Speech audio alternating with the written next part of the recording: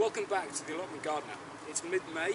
We've had some fantastic gardening weather the last 3 or 4 weeks. We've had rain, we've had sun, and as a result everything has raced ahead in and out of the greenhouse. The one problem with that though is that it's also gone mad are the weeds. So the first job today is we've got to weed the entire plot. So the first thing we're going to do is start with weeding this root bed. And I'm going to be using something called a speed hoe. This is a variation of a bush hoe, but it's got 2 blades either side, which makes it a lot quicker.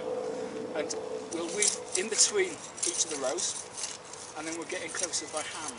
Now, earlier in the season, if you remember, when we were planting these, we put compost over the top of the rows. And there's several advantages to this. First of all, it provides a great growing medium for the seeds. Secondly, it allows us to see exactly where the row is in order to weed it carefully now. So we've hoed between the rows. You can see all the weeds are loose here, we'll just pick those out. And the one remaining thing to be done is to go in by hand and weed in between the plants themselves. And whilst we're doing that, we need to thin them out as necessary. So we've got 3 rows here. We've got beetroot there, radishes and spring onions, and we'll weed each of these by hand. Just looking at these immediately now, we've got a load of radishes here that look quite close together, and some of them even look large enough to eat. So if we pick the largest ones, eat those, and then there'll be plenty of space for the others to grow. And we'll do the same with the beetroot. These aren't quite ready yet, but they do need thinning out to a decent space. A couple of finger spaces apart, and we'll thin those out further as they grow. So just from thinning the radishes, we've got a good bunch there that are perfect, ready for eating. One thing we've got to do before we take them home, and do this immediately after you've picked them, is tear the green tops off. If you leave the green tops on, they draw moisture from the radish itself, and they'll go soft very, very quickly. And by the time you get those home in a couple of hours, they'll be useless. So we've just finished this bed.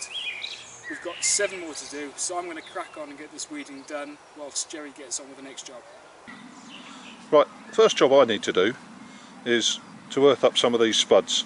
This is the experimental bed where we had a row with the long shoots. They definitely need earthed up. The ones where we rubbed the shoots off are just about showing, you can see at the bottom of the picture, but the ones that we put in the last 2 rows are already starting to show. So I think the experiment proves that these long shoots certainly get the potatoes off to a good start. We've yet to see what the crop turns out like. The bonus of digging the trenches before we started to put the spuds in is that when we come to earthing up, we've already got mounds of soil either side of the potatoes. So I'm using a draw hoe here, and I'm going to earth up the row that's got the most growth in it.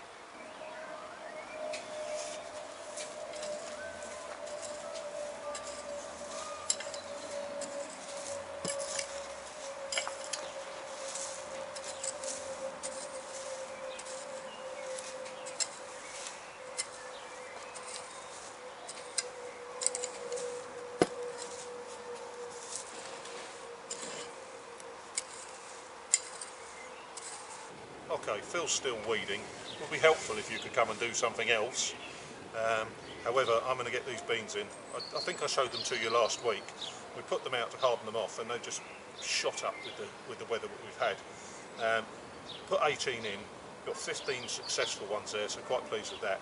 What I like to do is double them up and put 1 plant either side of a cane, because they climb the cane, but they will also wrap around each other, which will help them to support as they go up, and they're going to be all the way up to the top by the end of the season.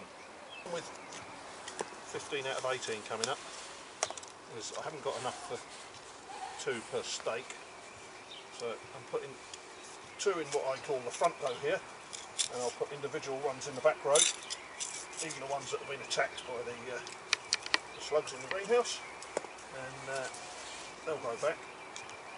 I'll probably stick a few more spares in the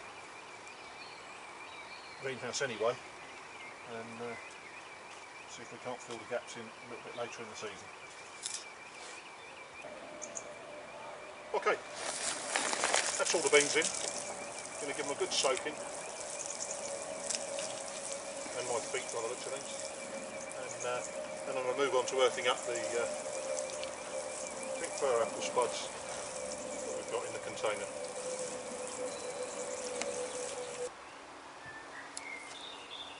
There we go, earthed up in a similar fashion to the spuds on bed 1. I've noticed that Phil's finally cleared one of the beds, which is one I wanted weeded, which is the root bed that's got nothing in it.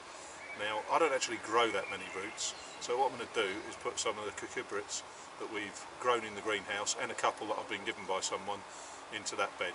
So we'll move on to that now. Here we go, one weeded bed by Phyl. You might spot at the far back of it a row of spinach that shouldn't get in the way, but you'll also note there's only 7 plants taking up this whole bed, which is about 9 foot square. Reason being, curcubits tend to be quite productive but take up an awful lot of space. Next to the spinach we've got 2 of the Black Beauty courgettes. They're a bush variety of courgette, so they'll probably take up about ½ metre square each. The centrepiece is an Atlantic giant pumpkin. I'm not going to break the world record, but it should take up quite a bit of space. And then we have the other 4 plants in the bed, which are squashes. We have 2 butternut squashes, which we were given, and we have 2 spaghetti squashes, which all 4 of those are trailing plants, so they will take up the whole bed between them. Well, Jerry's finished planting, I've finished weeding, so until next week, really.